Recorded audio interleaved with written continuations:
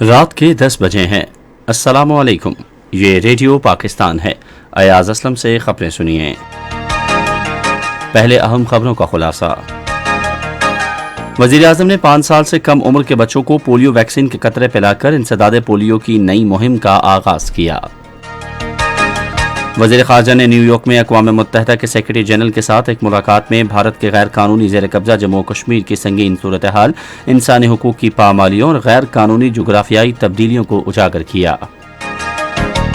وزیر خارجہ نے کہا ہے کہ حکومت معیشت پر دباؤ کم کرنے اور معاشرے کے نادار طبقات کے تحفظ کے لیے اقدامات کرے گی۔ اور بری فوج کے سربراہ نے کہا ہے کہ دہشت گردی کے خلاف جنگ میں پاکستان کی کامیابی کی وجہ پاکستانی ماؤں اور بہنوں کا جذبہ اور قربانیاں ہیں، جنہوں نے مادر وطن کے تحفظ کے لیے اپنے پیاروں کی قربانیاں دیں۔ اور اب خبریں تفصیل کے ساتھ۔ وزیر اعظم شہباز شریف نے 5 سال سے کم عمر کے بچوں کو پولیو کے قطرے پلا کر انسداد پولیو کی نئی مہم کا آغاز کیا ہے۔ انسداد پولیو مہم کا آغاز اس مہلک بیماری کے 3 نئے کیسز سامنے آنے کے تناظر میں کیا گیا ہے۔ آج ایک ٹویٹ میں شہباز شریف نے کہا کہ حکومت نے نئے جذبے اور عزم کے ساتھ پولیو کی نئی مہم شروع کی ہے۔ پولیو کے خاتمے کے لیے صوبے اور دوسرے تمام فریقوں کی سوچ اور اقدامات میں مکمل ہم آہنگی ہے۔ وزیر اعظم کا کہنا تھا کہ پولیو سے پاک پاکستان ہمارا قومی مقصد ہے۔ وزیر خارجہ بلاول بھٹو زرداری نے آج نیو یارک میں اپنے امریکی ہم منصب اینٹونی بلنکن سے ملاقات کی۔ ملاقات میں باہمی دلچسپی کے امور پر تبادلہ خیال کیا گیا۔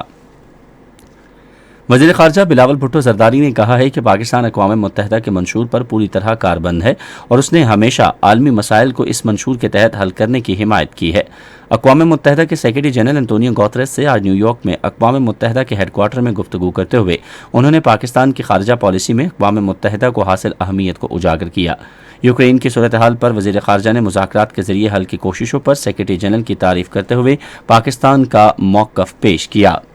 وزیر خارجہ نے بھارت کے غیر قانونی زیر قبضہ جموں کشمیر کی سنگین صورتحال کو اجاگر کیا، جہاں انسانی حقوق کی خلاف ورزیاں اور غیر قانونی جغرافیائی تبدیلیاں کی جا رہی ہیں۔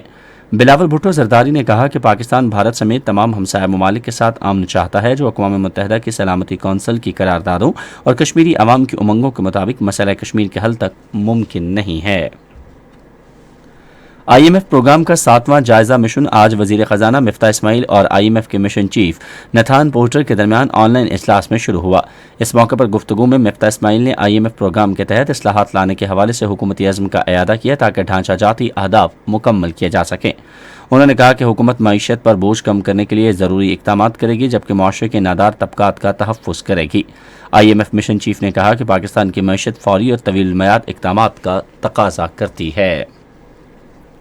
بری فوج کے سربراہ جنرل قمر جاوید باجوہ نے کہا ہے کہ دہشت گردی کے خلاف جنگ میں پاکستان کی کامیابی کی وجہ پاکستانی ماؤں اور بہنوں کا جذبہ اور قربانیاں ہیں، جنہوں نے مادر وطن کے تحفظ کے لیے اپنے پیاروں کی قربانیاں دیں۔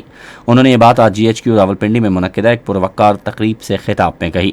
انہوں نے کہا کہ ہم آج اپنے بہادر سپاہیوں کی قربانیوں کو خراج عقیدت پیش کرنے کے لیے ایک بار پھر اکٹھے ہوئے ہیں، جنہوں نے مادر وطن کی خاطر اپنی جانوں کا نذرانہ پیش کیا۔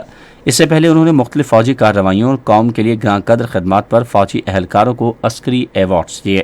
48 افسروں کو ستارہ امتیاز ملٹری، 7 افسروں، 3 جونیئر کمیشن افسروں اور 23 سپاہیوں کو تمغہ بصالت دیا گیا۔ شہداء کے تمغے ان کے اہل خانہ کو دیے گئے۔ وزیر اعلیٰ بلوچستان میر عبدالقدوس بزنجو کے خلاف تحریک عدم اعتماد آج شام صوبائی اسمبلی میں جمع کرا دی گئی۔ یہ تحریک بلوچستان عوامی پارٹی کے صدر جام کمال خان، تحریک انصاف بلوچستان کے پارلیمانی لیڈر سردار یار محمد رند اور اے این پی کے اصغر خان اچکزئی نے جمع کروائی۔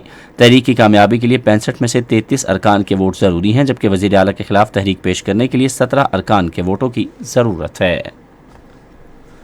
اور محکمہ انسداد دہشت گردی نے ایک کارروائی کے دوران آج بلوچستان کے علاقے تربت سے ایک خاتون کو گرفتار کر کے اس کے قبضے سے گولہ بارود کی بھاری مقدار برآمد کی ہے۔ یہ بات بلوچستان حکومت کی ترجمان فرح عظیم نے آج اسلام آباد میں ذرائع ابلاغ سے گفتگو میں کہی۔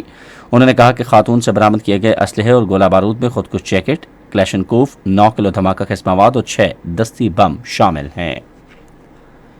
اسی کے ساتھ خبریں ختم ہوئیں۔ مزید خبروں اور تجزیوں کے لیے آئیے ہماری ویب سائٹ پر، پتہ ہے radio.gov.pk۔ آپ ہمارے فیس بک کے link radio Pakistan news official پر ہماری براہ راست ویڈیو سٹریمنگ بھی ملاحظہ کر سکتے ہیں۔